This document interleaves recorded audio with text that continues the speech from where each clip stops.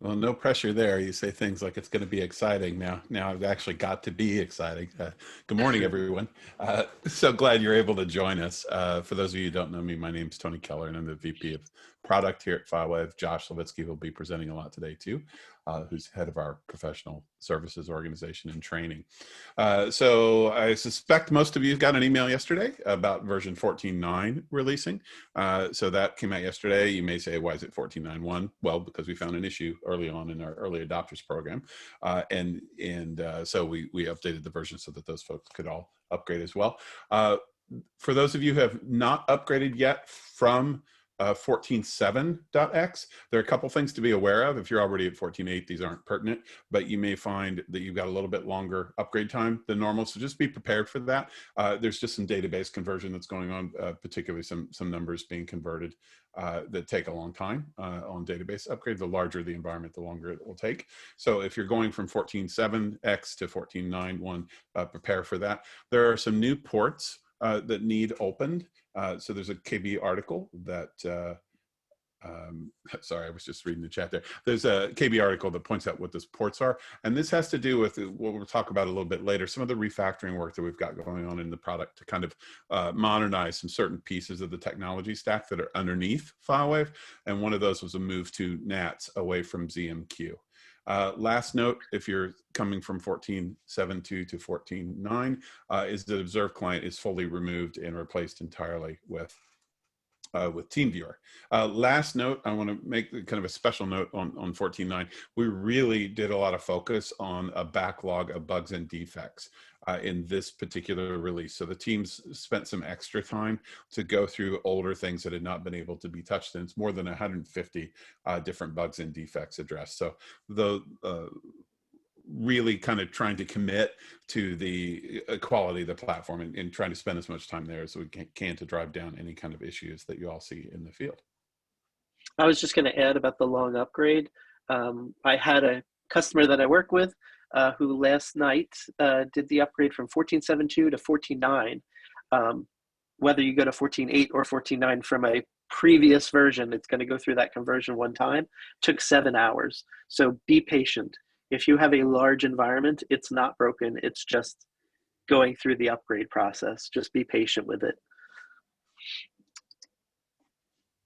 There's a couple of new kind of noteworthy additions in 14.9. The first is both a security and feature related update is bringing Grafana up. We were a couple of versions behind, a couple of major versions behind on Grafana. For those of you who have not used Grafana, there's not an area of the product that I find more interesting from a I'm managing my manager perspective. You know, it's not really for your customers, but for your managers, if you want to start presenting some good data and making yourself look like a rock star, start taking a look at the web dashboard that's built on Grafana. So version 9.1.3 is included in 14.9.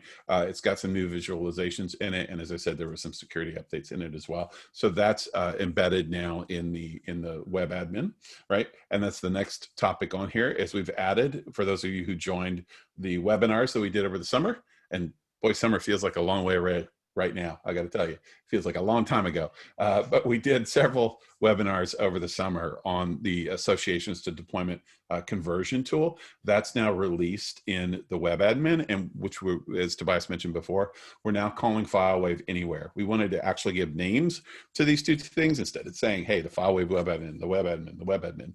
So we're calling it FileWave Anywhere, and as Tobias mentioned, the reasons for that are a couple, but mainly that you can use it from anywhere, right? You're not tied down to a desktop device. So we're very interested and excited to see how this grows a little bit. And we're going to talk about kind of some of the segues into the native product, which we also are going to talk about naming for here in a second. So we're going to talk about that a little bit later. And then 14.9 also has the, air quotes, formal support for Ventura and iPad OS 16.1. So the fields are all updated. The profiles for configuration profiles, DEP profiles are all updated, etc. In this release. Other notes.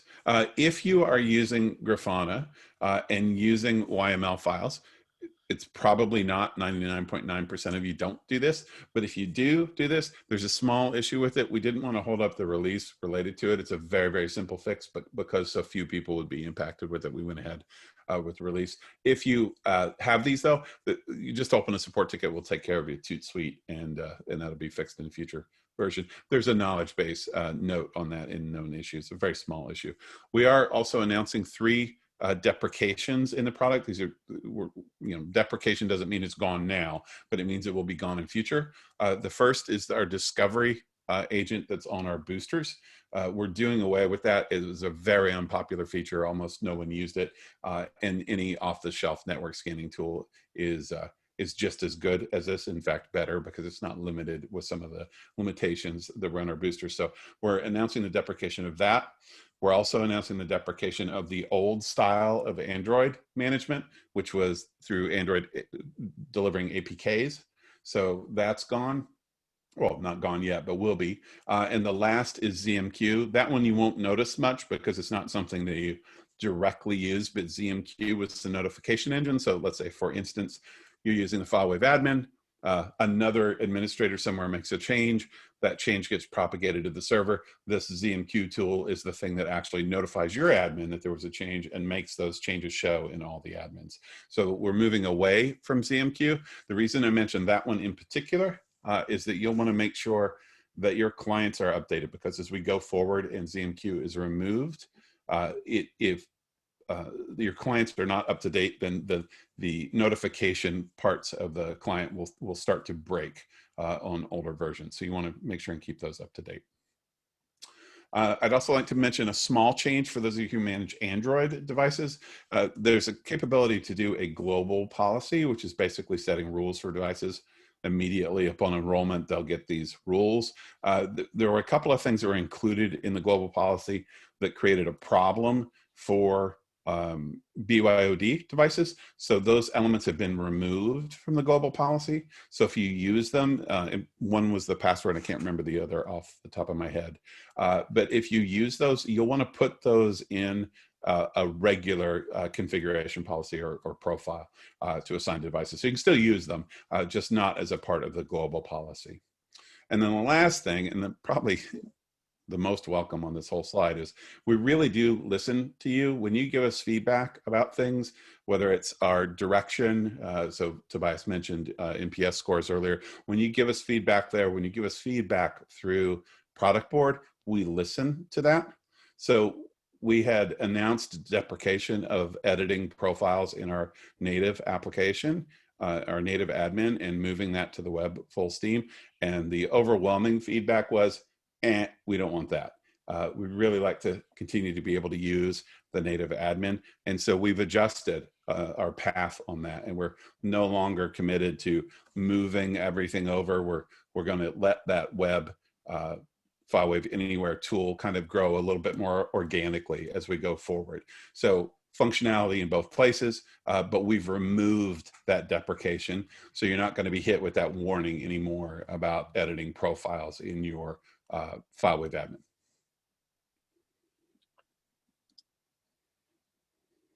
Okay, so we mentioned deployments there in the previous slide, the associations to deployments. Now, those of you who are at our last Alliance meeting may say, hey, this looks a lot like the slide from last time, and it is. And the items that are in here we're not going to talk about. But all these things that we talked about in the webinars were about moving to deployments. And we are still moving to deployments. That deployment conversion tool is in this version of FileWave Anywhere. And we just wanted to give some best practice about what to do with it right now. Do you move to deployments now? Do you move everything from associations to deployments? And you can think of association or deployments as kind of grouped associations, or maybe even if in your mind, think of them as associations 2.0. They're the eventual total replacement for associations.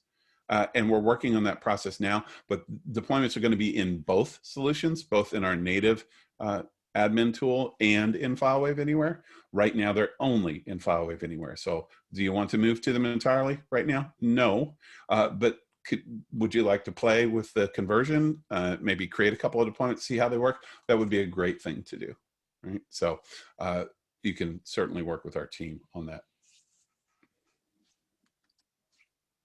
Okay, so what are we working on next? We just talked about what we've done in this last release. So what are the things that we're working on as we're moving forward, and in fact working on right now? So for those of you, I think I've mentioned before, but we work in development cycles called program increments. We've just started a new program increment. This version of FileWave will be 14.10. 14.10. Now that may sound a little weird. You say, why isn't it 15? Well, full disclosure, we really feel like it's going to be a very major thing when deployments are in our native admin console. And when we have alignment on those two things, where deployments are available both in the web and native, that's going to be version 15 for us, right? We don't expect that to be this next version. So the next version is going to be 14.10. And the things that we're working on is we're continuing to invest in back-end refactoring of the product to make it more stable and more performant. That's really important to us, but it's one of those things like the duck paddling below the surface of the water that you don't necessarily see, right? So this move, for instance, from ZMQ to NATS, ticks a big check mark on this particular line of work, right? Other things that we're working on is updating our model update engine so that it's a common code base, et cetera. So there's a lot of stuff going on that front. As I mentioned, we're working on getting deployments in the native admin console. And again, we're going to talk about naming there in a second. I keep referring to it as native admin console. We're going to start referring to it as something different soon. And what we're doing in this next version is working on making those deployments available in the native admin in a read-only view as the first step, so you can see them. And then our next step, of course, will be that you can use them. So we're working on that. We're continuing to work on making the Windows imaging solution, our IVS, available for those of you who are in the cloud. So that's still in progress. Unlikely that will be 100% finished in this next version, but we continue to work on that.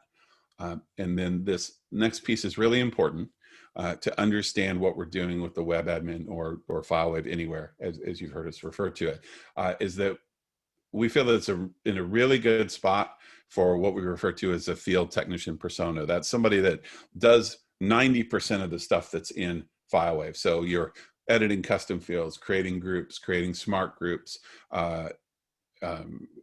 doing associations, or in this case, deployments, building reports, etc. All of that's available in FileWave Anywhere today, as well as simple content creation. So for instance, an MSI type installer or a PKG type installer you can do in the web admin today.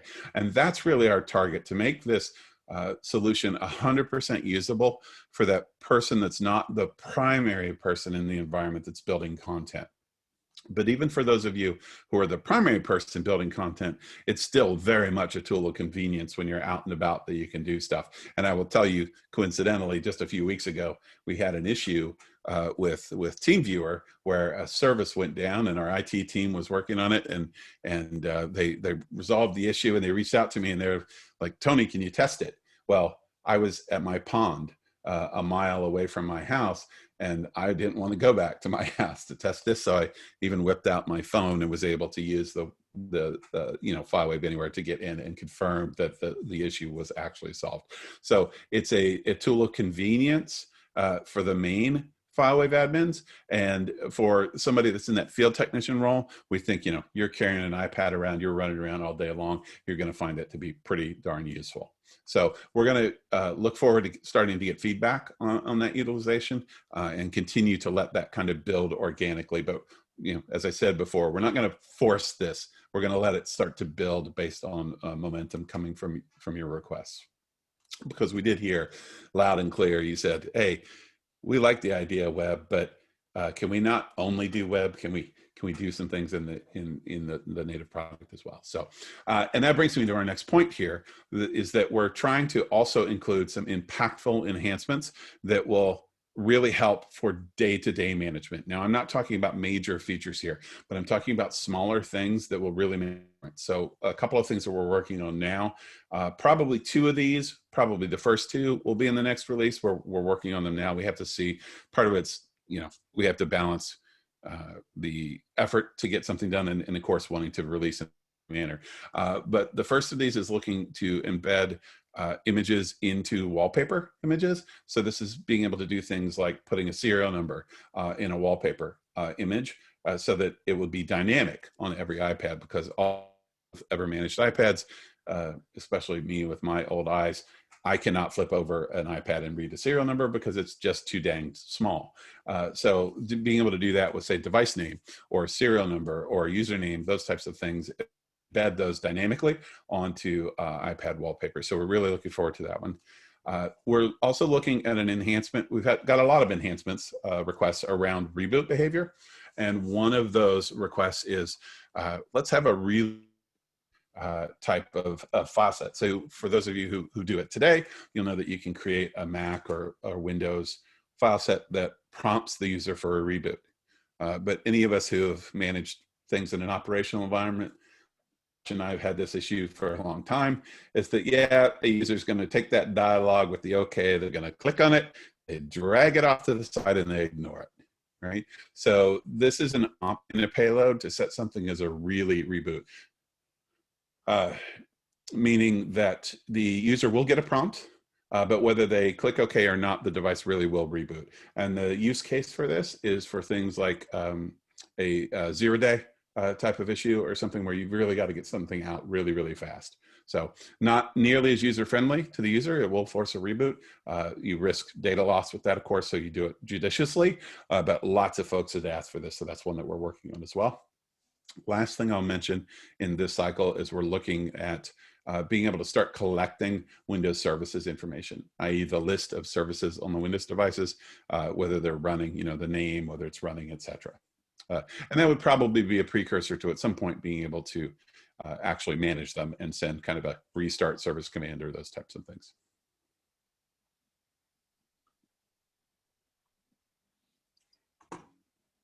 All right. And for those of you who don't believe us that we're working on the deployments thing in native, I just wanted to give you a little screenshot. Now, well, I should say, this is just an image, but it's an image of an actual admin. It's not just an image of the native admin here, showing deployments here above associations and mirroring, of course, what you see in FileWave anywhere.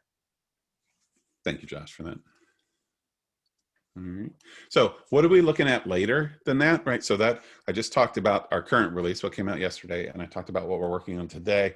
And that today is probably sometime in mid to late January would be our expected release date for that next version. So what are we thinking about after that? I can say that when we're looking longer term, we're looking at kind of some bigger endeavors. And the thing that's really boiled to the top for us based on feedback from all of you has been a facelift for our native admin. And internally, at least, we've been referring to that native admin as FileWave Central. Now, I'd like to kick this out to you a little bit, so please chime in the chat here. But we're looking for a name. We'd love to get some feedback on a name for that name. Looking for something that's location-based, because the FileWave Anywhere, we kind of think of it, hey, you're using it anywhere, but the FileWave, the main admin, the native admin, we're thinking about something like Central, at the core of the business, or something like HQ, something like that. Please feel free to chime in here with names, and it's one of those situations where if you don't say something, then the other person's going to say something, and then we're going to end up with a name the other person picked that you won't be happy with. So the more feedback you can give us on that, the better. So feel free to chime in there with ideas. The second thing that we're looking at, which is we don't have a whole lot of features in the product or education specific, but one of the things that we're looking at is expanding our support for Chromebooks as well, meaning adding additional functionality. We have limited functionality, essential, but limited functionality on Chromebooks today. We'd really like to expand that. We think there's real capacity, or well, capacity is the wrong word. There's real need to do that. Capacity is a totally different question. There's not excess capacity, but we'll figure out that problem. We're kind of looking for a working group on this topic. And that doesn't mean that you have to be using our solution today for managing Chromebooks. In fact, if you're not, we would love to, I love that Starfleet, that's great. We'd love to have some feedback from those who even don't manage Chromebooks through FileWave currently, because your feedback about why you don't would be very valuable to us.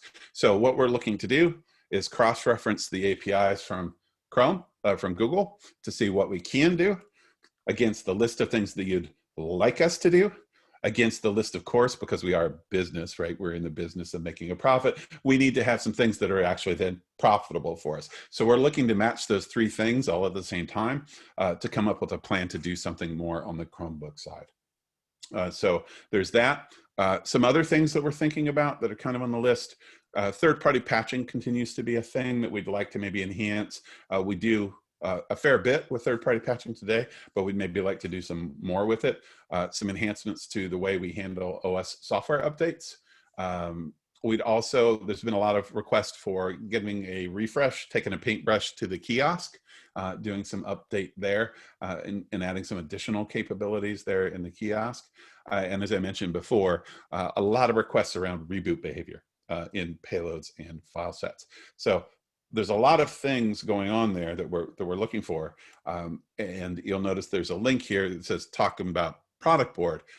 And for our roadmap and just basically giving us feedback on product, that's the place to go. We kind of have two portals there. One is just the roadmap, shows you what we're actually working on, similar to these slides. And the other is stuff we're thinking about way out there. We call it our big ideas board, right? You can submit ideas on your own there. It doesn't have to be the stuff that we've published. Josh, I don't know if you can break over there for just a second, because we'd like to just walk you through that just real quick so you can see what that looks like. So there's I'm going to go. Yeah. Sorry. Yeah. So in the knowledge base, there's an article here that lists a link to both things. Now, there's a reason for these two things being separate. As I mentioned, the first is the roadmap feedback portal. So if you click on that, Josh, this has a slightly different look and feel now than it did before. I have to log in.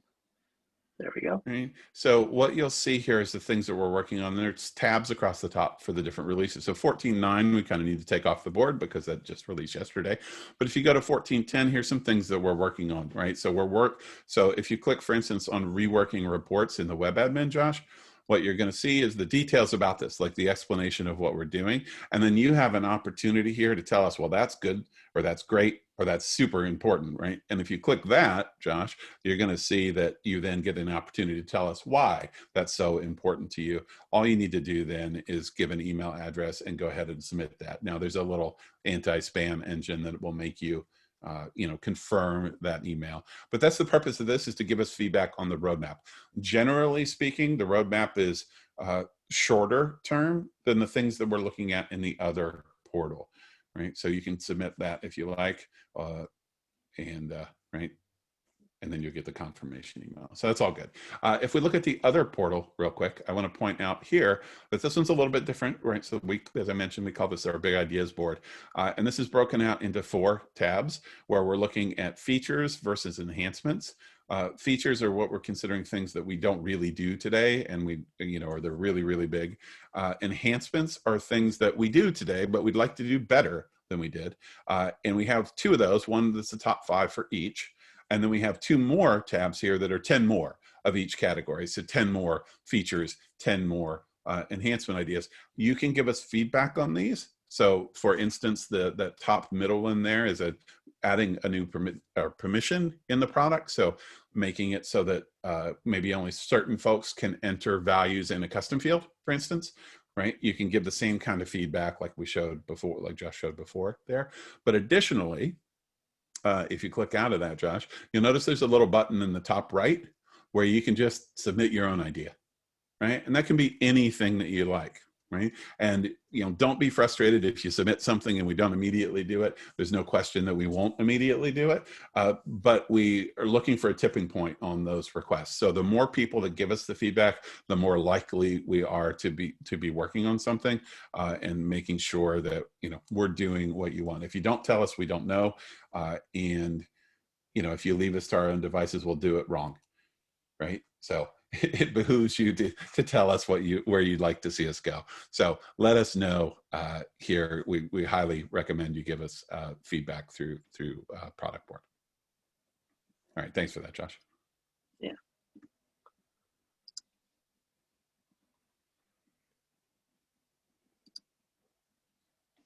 Okay, what's next? I can't remember. Oh, good. Josh gets to take over. Good. Yeah, so The slides that follow, you'll recognize them if you've been on previous Alliance calls. We wanted to kind of recap, we said we'd do things, did we do them? Where are they at? And so the next slides, we'll talk about that. And then there's kind of a slide that talks about what we plan to do moving forward. So, this first thing was this issue that was found by Clarity. We let you guys all know as soon as we knew, what steps to take before it was publicly announced. We kind of did what other companies do. If you look at, some other companies like Cisco, for instance, they're pretty much doing these announcements all the time. So we went through this exercise. And so if it was to happen again, or I should say when it happens again, because all software is, if you're using software, there's going to be a vulnerability found. And, we will go through this exercise again. But, it's not just, this was a vulnerability in our software. Whenever we have a new release, it's important to think about that our software includes other software. Like everyone knows that we have Apache, for instance, in our software. We have OpenSSL. Those software have their own security announcements. And for anyone that watches those, I'm sure you do, OpenSSL, for instance, had a vulnerability that they released a patch for 17 days ago. They made an announcement on November 1st, and made the patch available. And so FileWave 14.9 includes that, update. So when we release a new version of FileWave, besides thinking about the new features that you're going to get in 14.9, also think about the fact that we're updating that third-party software that's embedded in our product. And so you're in a much more secure state if you're, always on the latest, because then you're always going to get those updates. And I just chime in there real quick as well that it's not just related to the security side of things. Also, just from a support perspective, you're going to have a lot better experience running the most recent version of the software, both from a feature and stability perspective, but also, if you call in with an issue, it's much easier for our development teams to help you if you're on a recent version. So we do highly encourage you to try to keep up. And I will say that, we sat down this morning with Tobias, and we have a bunch of objectives for the company. And one of the objectives is to work on increasing quality. We really do treat it seriously. And one of those things is to make sure that we're encouraging you all to be on the latest versions, to try to make our support the best it can be too, on top of the quality pieces. So it's more than just the security aspect. There's a lot of pieces that go into keeping up with the latest versions, and we'd just like to highly encourage you to do so. Okay, so then next, and again, we announced that we were going to bring back the FileWave community. Once upon a time, there was a forum. We brought it back, as we said, and it's live. It's alliance.filewave.com.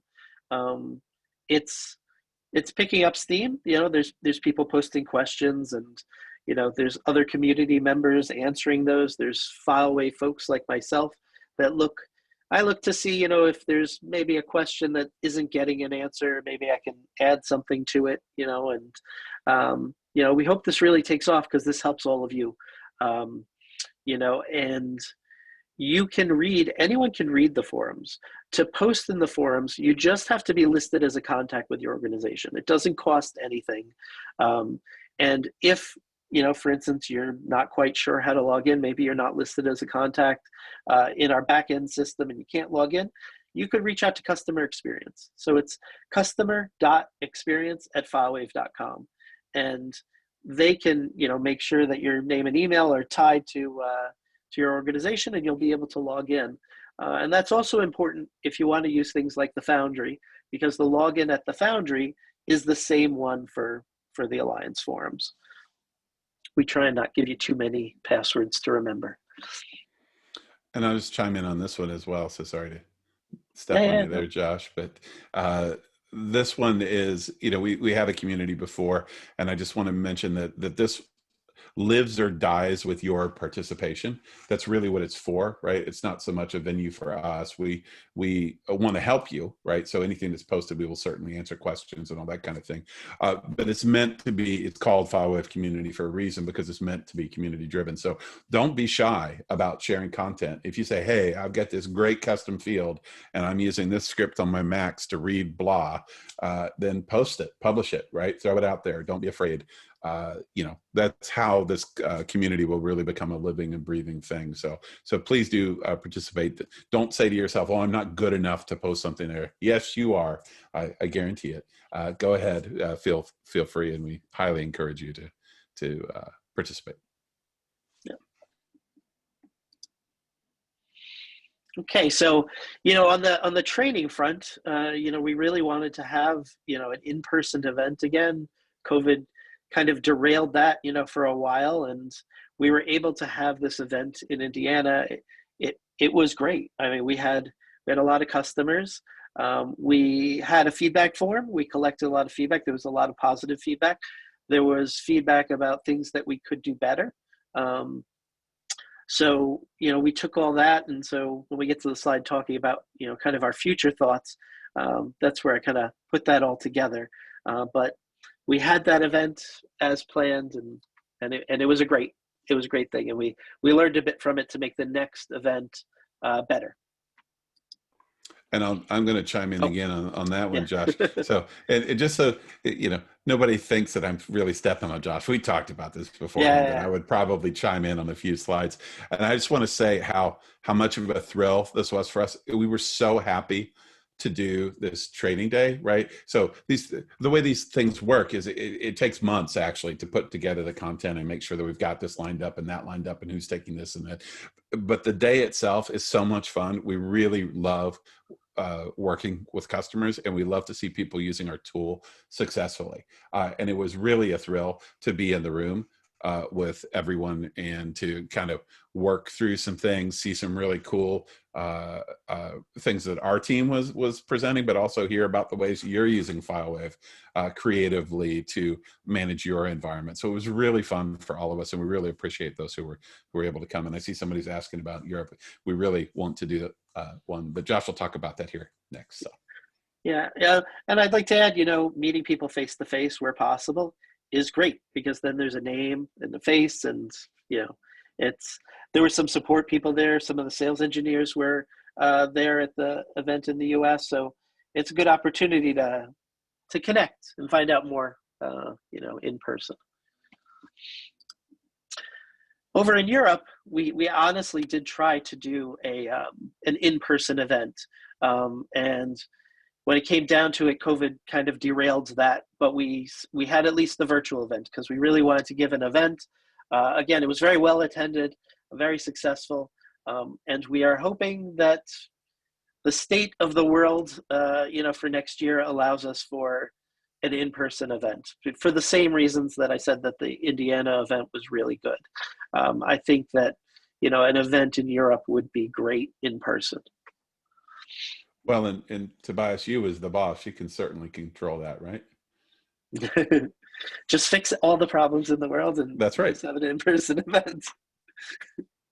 Yeah, I'm going to try really hard. Obviously, my mission statement is broad, but not that broad. But no, I think to add on this, right? We've heard you loud and clear. I actually, I think we're a remote first company, and I think on the agenda for next year is both to also within FileWave meet more in person, because I think that's really missing, and we're humans. We kind of want to see each other every now and then. So I think the same is true for connections with you guys, right? I think we can do a lot of online stuff and it's super efficient. Like we can just dial in from anywhere, which is amazing.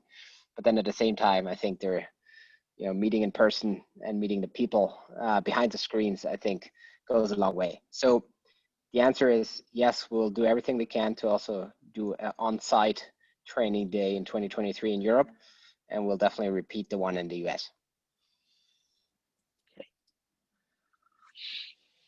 So the next thing was this FileWave Assist program that I've talked about. This slide comes from a previous one of these meetings.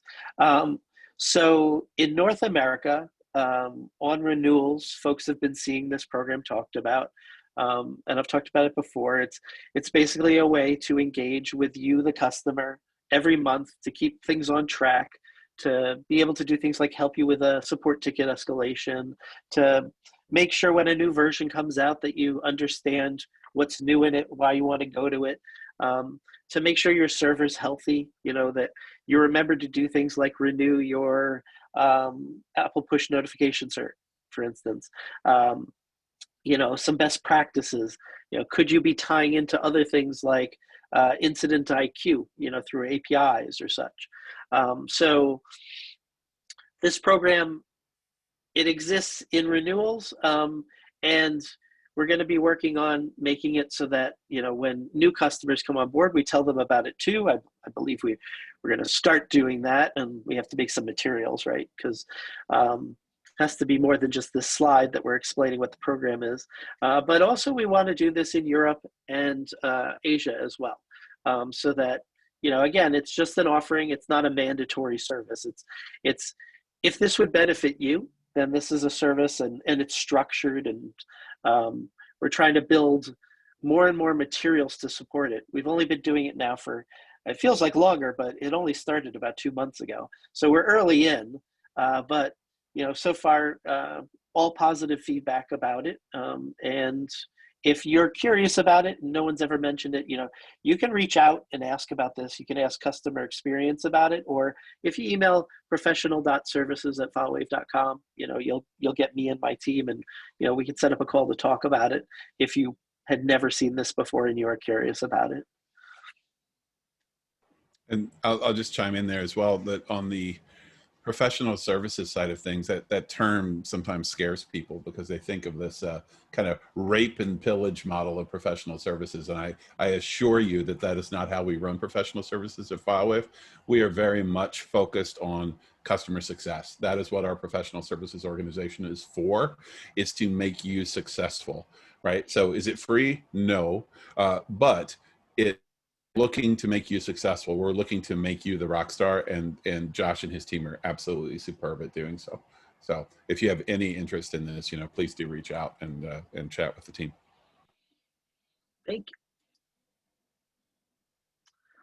Okay, so moving on, Foundry. I don't know if folks noticed, I didn't really call it out, but when we looked at the product board, that was in Foundry.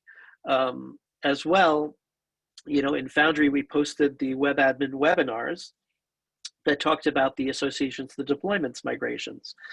So for instance, if you didn't attend those, or if you needed a refresher of what the associations to deployments migration tool is, you can go into Foundry, and the content's there for the web admin webinar. And as well, there is also, and I think I might have done it on this slide, there is also a TeamViewer course now in there, and it has roughly 2 hours of material, and it will take you through an overview or an introduction of TeamViewer, and then it will go through for each platform, setting it up and actually doing a remote control session. So this was actually made by Sean in my group, and it is excellent. And there is a feedback form at the end of it, so you can tell us if you thought it was excellent or not, or what we could do better, because we do always like feedback. It's really hard to make things without knowing if the things we're building are good or not. So we really do look for your feedback, honestly. And that's why every course in the Foundry has a feedback form at the end of it.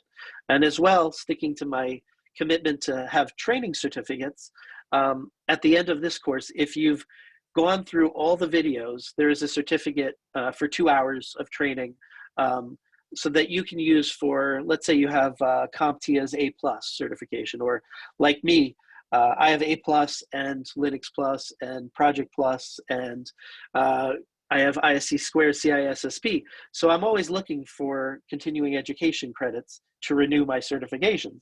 So if you're in that boat where you need credits towards learning for certificates, you'll get a 2-hour certificate if you watch all these, and you'll understand how FileWave works better. And even if you don't manage Android, just, the videos are not long separately. So if you spend 10 minutes watching Android, even though you don't manage Android, you'll learn a little bit and you'll get a certificate at the end.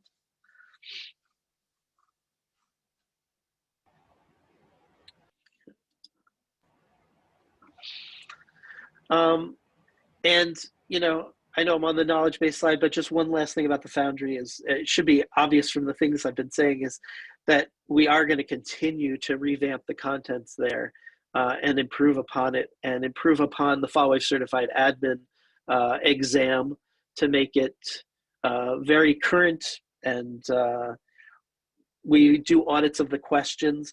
So, you know, as somebody takes the test, if you sign up for the FileWave Certified Admin and you take that exam and you feel that a question was unfair or unclear, we, again, look for feedback, because sometimes if the answer seems obvious to us, that's because we're living in FileWave all the time, right? But you know, you might say to me, this question doesn't make sense for this reason, and then I'll go back and edit it, and, you know, perhaps you'll get credit for it where it said that it was wrong before. Maybe I get rid of the question, but we do want feedback on that. And if you've never heard of the FileWave Certified Admin, it's a paid certification where basically we use the material in the Foundry, plus there are homeworks that you would suddenly see if you had this, if you signed up for the certification. You could do the homeworks. The homeworks get graded. Sean mostly does the grading, so you'll interact with him quite a bit. And you'll take an exam. You have to get an 80% or higher on the exam, and then you get a certification that says that you are, you know, extremely knowledgeable in FileWave, which could be good for your career, perhaps, career development, you know, and, you know, if your boss is interested in training things, you know, this is a training opportunity that you can do and get the FileWave Certified Admin. It also includes 3 hours of one-on-one help. So, you know, besides charging you for the exam, we do have those 3 hours that you can use anytime within the year that you're taking the exam, and we'll teach you beyond what's in Foundry. And that also kind of helps us too, because we see the things that maybe were confusing in the Foundry, helps us improve it. So that's the last bit on the Foundry for now. But the knowledge base, right? So we went through a migration from an on-premise instance of Confluence to a hosted over the summer, and the migration went great. I don't think we hit any major issues with the migration. We also did an article cleanup. There were many articles that were very old, because FileWave's been around for a long time. And so our knowledge base, you know, accumulates things that become no longer relevant. And we continue to do a cleaning of the knowledge base. And you'll notice there's new recipes that have been added. There's a lot of new articles. And on the main page of the knowledge base, at the bottom half, you'll actually see recently updated articles. So, you know, that is one thing you can do to see what's changed. But also there's an article, and maybe I'll drop over to the knowledge base for a sec. So over here, there is an article about using RSS to stay updated on the KB. So if you read this article, it will give you simple steps to be able to subscribe and basically know, you know, when things have changed in the knowledge base. I use this myself, although in this browser that I have for this, it's not going to show, of course, I don't think. Let's see if I just have it hidden. No, I don't have it. So one of the solutions in here gives you a little widget for your Chrome browser, so you can just see a little number when there's new things. So this is an article that could help you keep track of the changes in the KB, because there are often edits to the KB.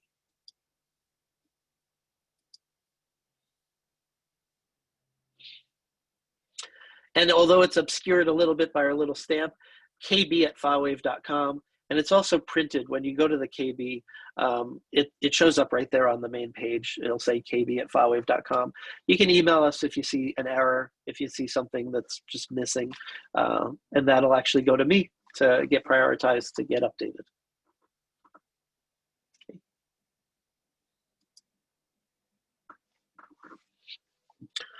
So, you know, everyone also, many people asked for webinars as well, you know, and the web admin workshops made sense this year. You know, a couple of things that, you know, I'm going to talk about in the next slides that didn't make sense was that we did it every other Thursday at the exact same time of day. There were things we learned about from planning it. The actual execution of the webinar was great, and we've stored it in the Foundry so you can watch it. We issued certificates for people that attended.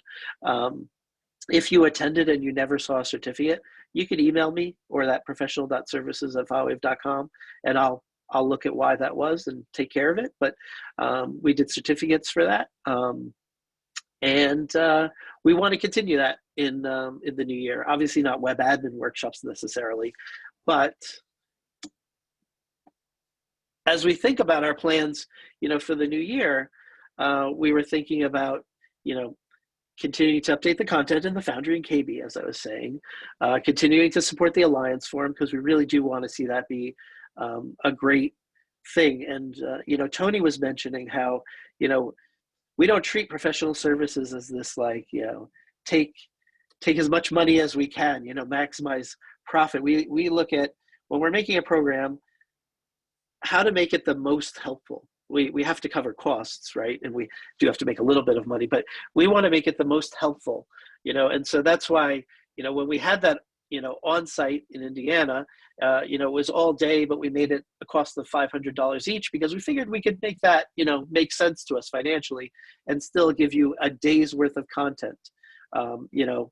And, you know, similarly, we want to produce things that don't necessarily cost you money, or cost you as little as possible, so that you can be as engaged as possible in the product for, you know, not having to continue to invest so much.